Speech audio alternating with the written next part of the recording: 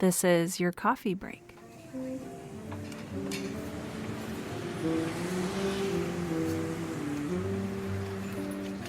Hey friends, Sarah here again this week. I am back. I have with me a very good friend of mine, Corey Vilhauer, who is, I believe in his own words, a writer who doesn't write. Corey, is that accurate? That's about as accurate as it can be. Well, welcome to the show. I'm so happy to have you here today. You are, well, I won't say like, oh, you're one of my favorite speakers and all that, because that would probably make you really uncomfortable, and I've just done it accidentally. So we're off to a great start. Can you Wonderful. can you tell us just a little bit about your own journey as a writer slash not writer? I've gotten very good at not writing over the past several years.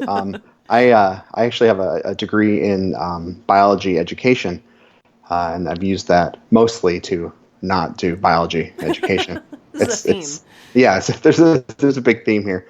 I decided I took a class back in college, and I think it was just some random essay class, and I realized I really liked it, and I realized I might actually be sort of good at it, and so I figured for a while that I was going to pretend to be a writer, and I did that by creating really bad websites, like in like the late '90s, for fake wrestling federations and other various things.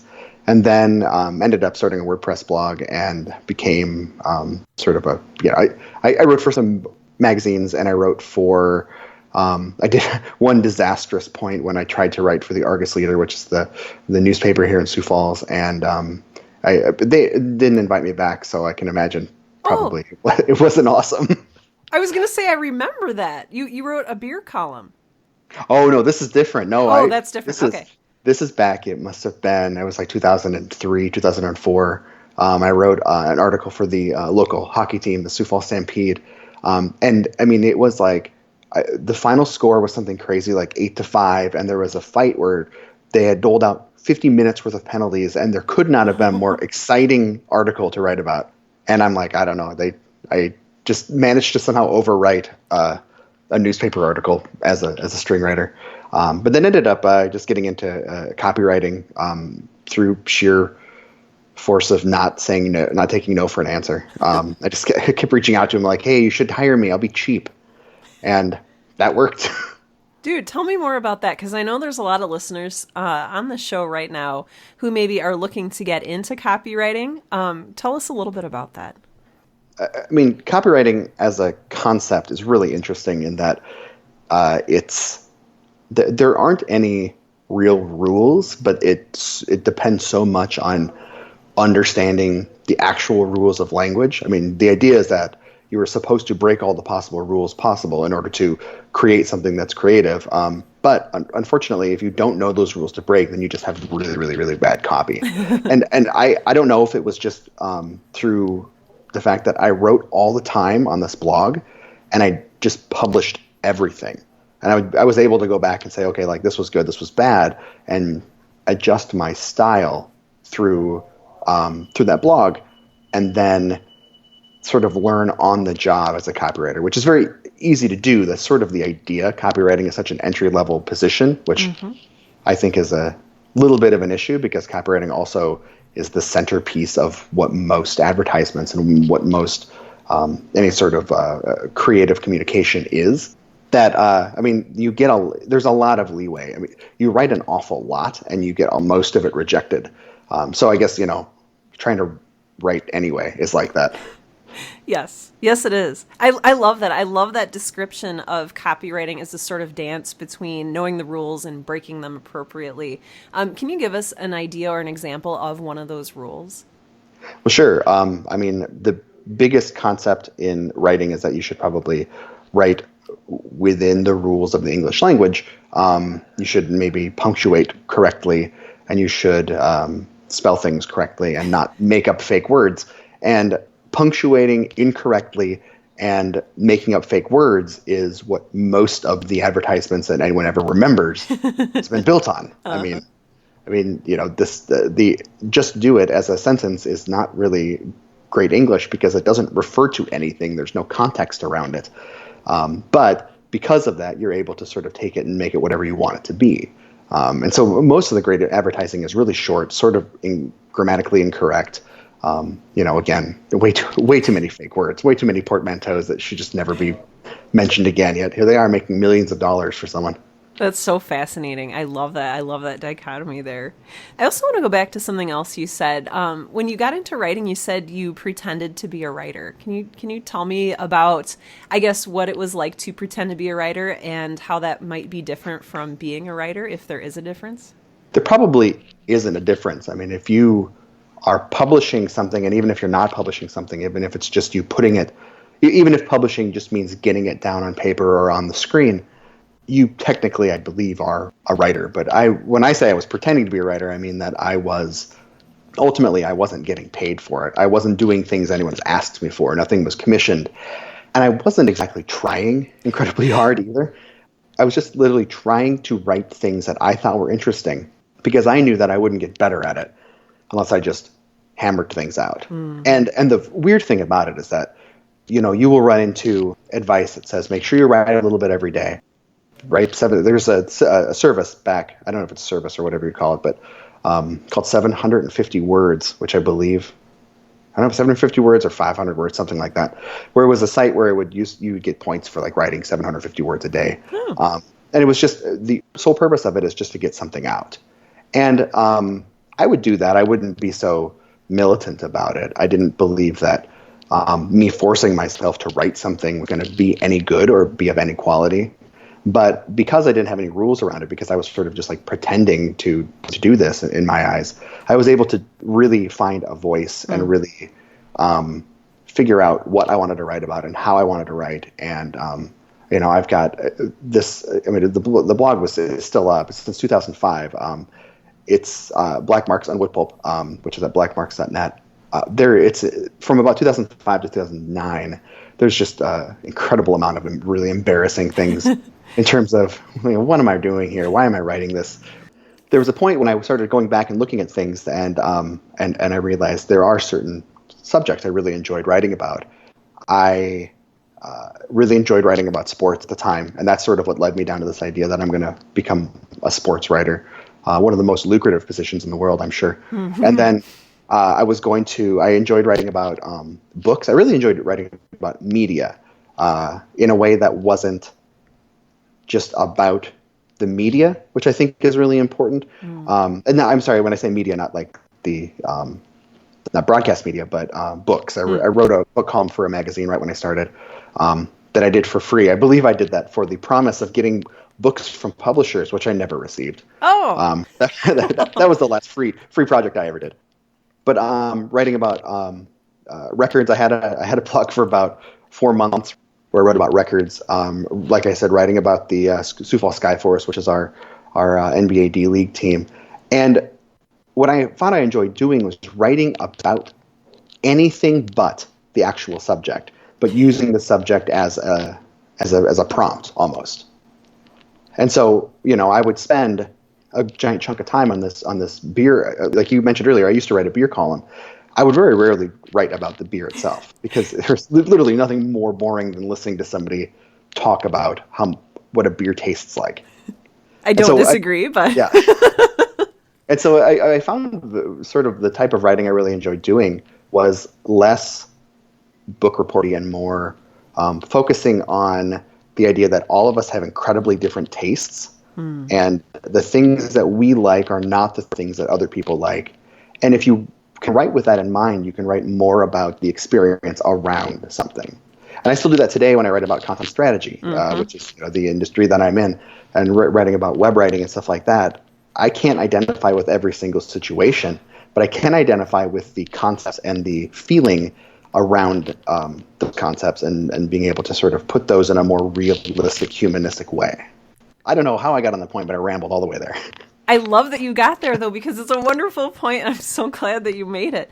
That's one of the things that I really admire, because I also, I remember your very short-lived blog about records, and one thing I always admire about your writing and your speaking is that you are so, I don't know if I want to say like so firm in your voice, but I think that's something I'd like to ask you about, in that when you speak, when you write, it's very distinctively you. Can you tell us a little bit about how you developed that voice, and I guess if you did it consciously or unconsciously, and if you have any advice for people looking to build their own voice?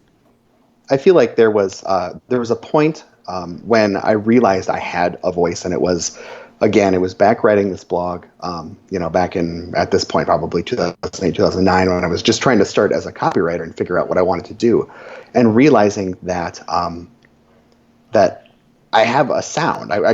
I would recognize myself writing certain things, and I would go back and read things, and I wouldn't remember what I wrote, but I'd read it and be like, oh, I get what I'm doing here. This apparently is sort of stumbling upon the idea that, oh crap, I have a voice. I don't know where it came from. I don't know how it worked, but it just happened. And I think that's really important. And I think part of it is there because I didn't necessarily officially train or take a lot of classes or do anything to sort of learn how to write. What I did was I wrote in a way that I thought I would enjoy if I was reading it. And then I go back, and I'm horrible at editing. I'm horrible at spelling. I have just the grossest grammar errors when I finish up, and I have to go back and find it. Or usually people find it once I've posted it online already. Oh, that's helpful. Yeah, I figure, at least someone's looking out for me. But as far as how I did that, and what I would suggest to people who are beginning to write is focusing on that voice, and it in a way that is trying to sound different without being too cute, which is what I used to do. I mean, I read back some of my old stuff, and the grossest part of it to me is that I was just trying way too hard. Like, you read it and you're like, oh gosh, you don't stop doing whatever that is. Just don't do that anymore. But going back and reading that and finding the things that you did like, and trying to sort of subconsciously bring that into what you're writing, it makes it feel more real, because it ends up being much closer to the actual voice that you use. And again, one of the things you do learn when you're sort of learning to write, when you're taking classes, and when, especially if you're going into any sort of writing related field, is to go back through something and read it out loud. Mm-hmm. Because when you read it out loud, you find all the stuff that just sounds really stilted and really, really stiff. And I do still do that. So I think maybe that probably helps a lot. I do that too. And when I help train new writers sometimes, mm-hmm. and one of the things I do is they're like, Sarah, how do I make this sound more natural? And I say, read it out loud. And they kind of look at me, and I'm like, I'm not kidding. Read it out loud to me right now and tell me what doesn't sound natural about it. And so that's so true. So where did you learn that? Because I don't remember ever hearing that until long after I already knew it. No, you know what? I don't either. I know that I just started doing it. Boy, what a great question. Because they don't officially teach you that. You don't go into a writing class in college and they're like, oh, read it out loud. I wonder if, for me, if I think back now, I guess when it first really clicked on writing with a voice, I guess I was an advertising copywriter, and I was writing commercials. I was writing 30-second and 60-second radio ads. And so you're sort of forced at that point, not only to learn how to edit, and again, to learn how to edit in a way that is not grammatically correct, because now you're no longer writing something to read, you're writing something to hear. And then you have to read it back, and you have to sort of, you have to hear what those words are going to do when they're actually spit out by somebody who's getting paid probably more than you are at that point to read them in a very professional voice. And I do that now. I do a lot of speaking, and one of the big things I used to try to do it off of an outline. And now what I've gotten to the point of doing is writing it out in longhand, writing 6,000 words and saying 6,000 words is going to end up equaling 50 minutes. And then once I've got that down, reading it back and realizing, yikes, I'm repeating myself here. Stuff that you might not notice when you're typing it out, some of those redundancies, and then having to edit it backwards into an outline. So I guess maybe there's something there. I think this is so interesting because you talk about not receiving official training for writing, and then, we just kind of talked about this really important rule to make your writing sound good is not something they teach in school. If there's one thing I've learned most about writing, or reading what I enjoy writing, and sort of how writing has changed in terms of what is published, is part of it is this idea that you can publish on your own. And so the rules of what makes a good article have drastically changed from when we were in school and when the things that we were learning in school and how you learn to be a writer at that point, where they're just trying to teach you the basics. They're not trying to teach you voice yet. They just want you to not look stupid on your resume.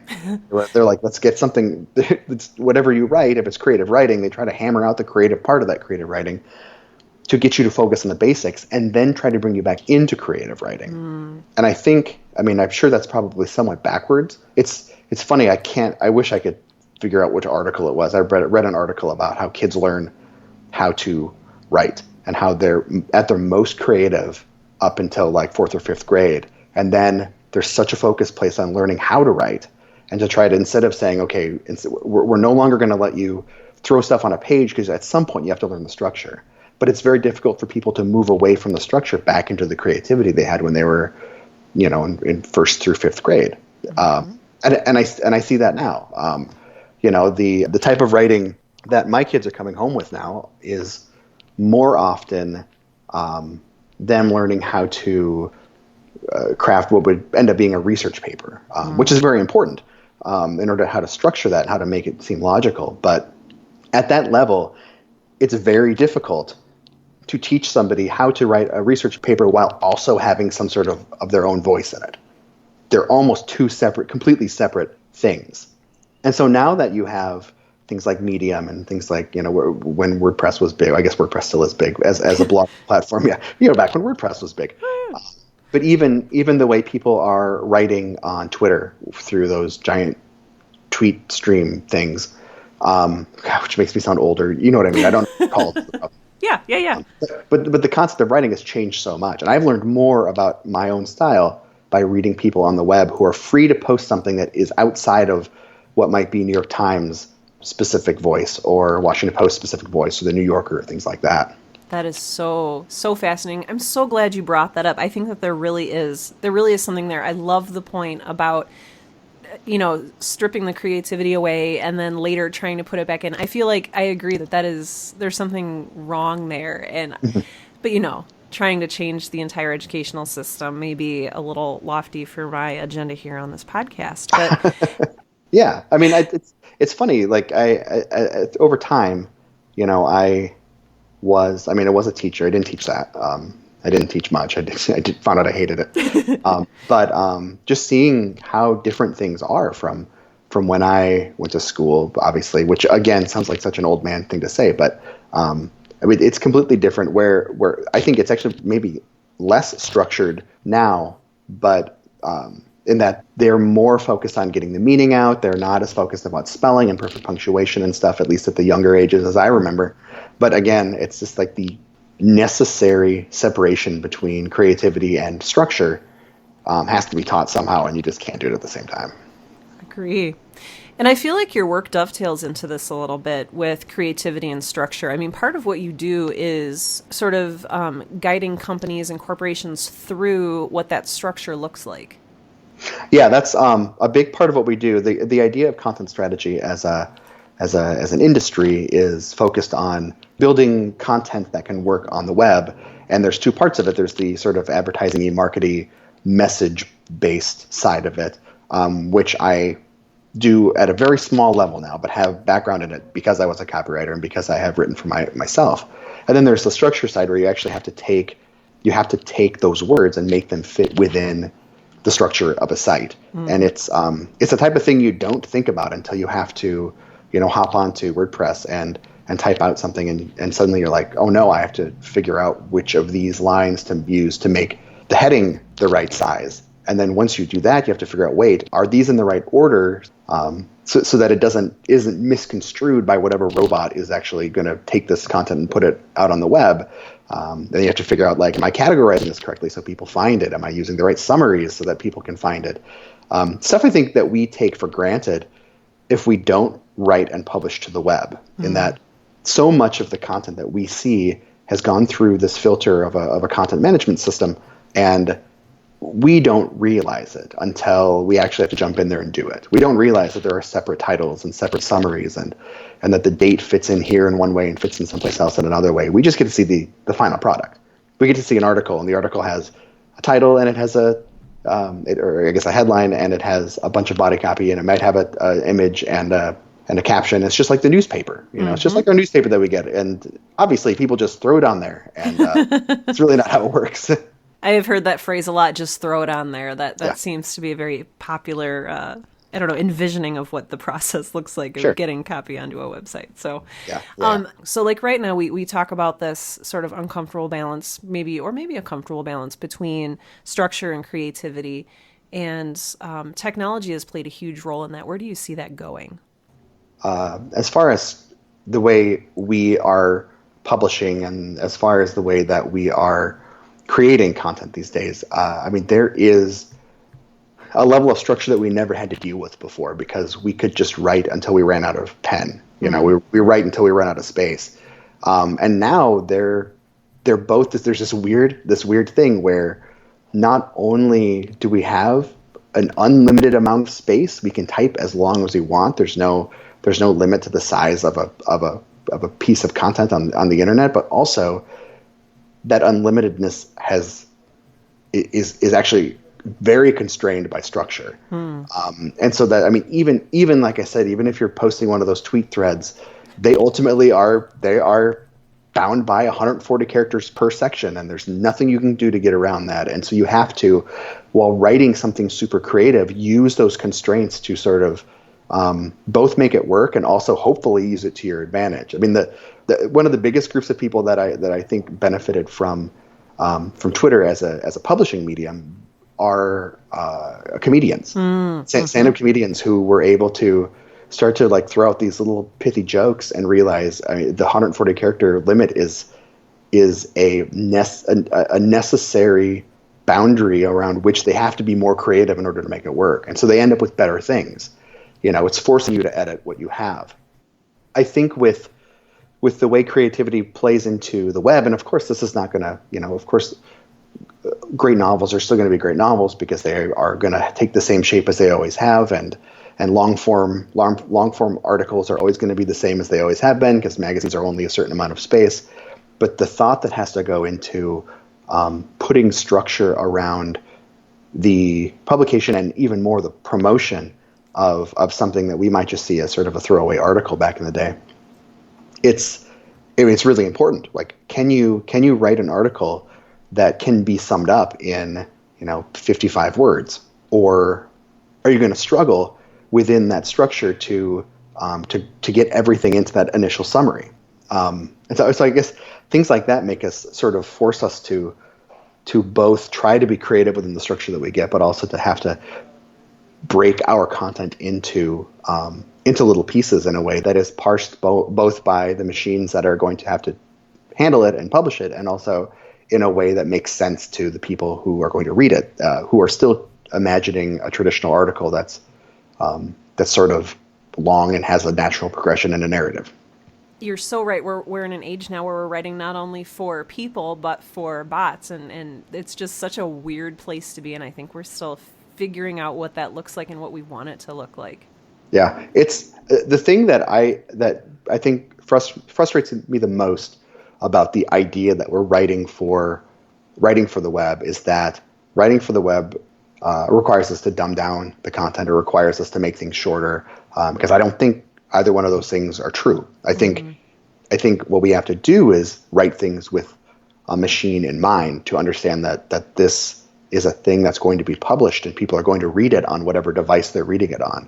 But that doesn't mean that it has to be dumbed down. It doesn't mean that it has to be shorter. It just means that you have to write well, like people always had to write well in the past. I mean, there's nothing different. I mean, when you talk about things like search engine optimization, there's the best thing that you can do to get your articles or it goes up even to books, to your essays, to anything. The best thing you can do to get that shared is to write it as well as you can.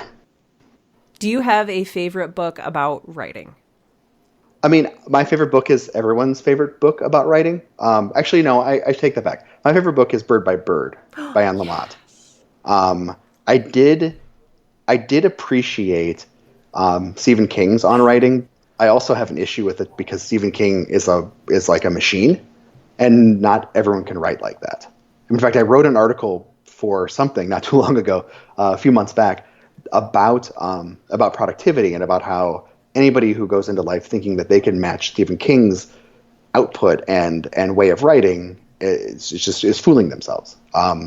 That was more about like here's a thing to aspire to, whereas I thought Anne Lamott's Bird by Bird was more, here are things to make it feel like it's okay to fail, and it's okay if it seems hard, because it is. Yes. And so advice-wise, I think Anne Lamott's book is much, much more valuable. And can I link to the article that you wrote? Would that be okay? Yes. Please send me a link to that. I'll make sure I include it in the show notes for this episode. That would be awesome. Finally, one last question here. What are you reading right now? Anything good? Oh boy. So when I stopped writing, I also stopped reading, apparently.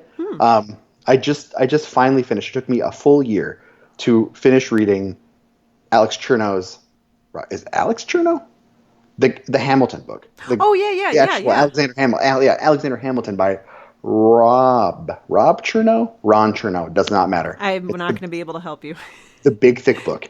It took me forever to read, and the only reason I finished it is because I realized I can actually skim. I can skim some of these chapters that are about like presidential policy and get into the cool stuff like, everything else that wasn't presidential policy. So that was good. I have been reading.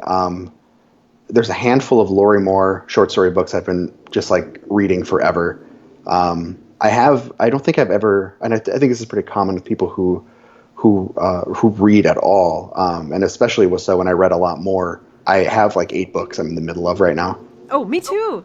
I'm not sure where I am in most of them, but I've always really appreciated jumping into short story collections, and Lori Moore is an absolute favorite of mine. So I know I've got one of hers on my bookshelf right now, or book stand right now. Very cool.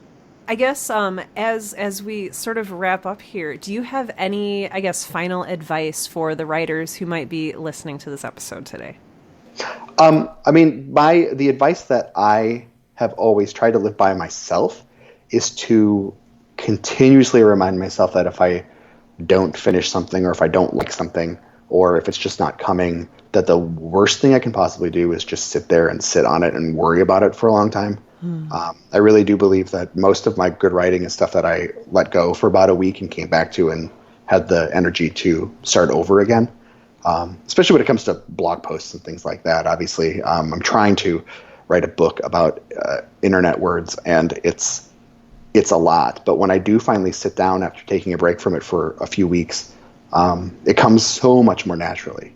Yes. It's one of the reasons I stopped the idea of trying to write something every day. As much as I always thought this is going to be a great exercise, it never works out. I always get burned out. I always feel like it becomes a chore. And when it becomes a chore, then what's the point of me doing it? Right.